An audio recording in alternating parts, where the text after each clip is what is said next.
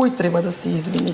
Жената која што исто така мако трпно се борела да ги роди своите деца, жената што ги поминала тие тешки патишта. На кратко, министерката основа сега се обиде да не фати на емоција, демека, ама знаеш шо, еве ја имав добро и ти имаш муки, сите жалиме за тоа. Сите имаат некакви маки, во денешно време ретки се тие кои што немаат никаква мака по однос на тоа прашање за кое што ти збориш, нели, семејство, деца и така натака. Но никој не го довел во прашање твоето, министерке, за финансии, мајчинство, твојата нервоза на едноставно прашање, да излезеш на говорници и да кажеш ти немаш право да збориш за 4 члена од семејство, затоа што ти немаш деца, тоа е ван секој нормално резонирање и сега не можеш ти, као ти не се крива, криви се тие кои што ти извадиле од контекст. Не може тебе сега 2 милиона луѓе да ти извадат од контекст. И што ти е толку тешко, ако некој се почувствувал навредено тоа што си го кажал, да речеш добро, еве не ќе да навредам никој, ама добро, ако се почувствувале навредени, примете извинување. Тоа покажува човечка големина, тоа покажува големина на карактер. Не биди вака инзир. Ти си на јавна функција. На јавна функција ако јавноста вика, види сгреши, самата функција која што ти е јавна, а не приватна, те обврзува на јавноста да ја дадеш едно извинување. Не е добро никој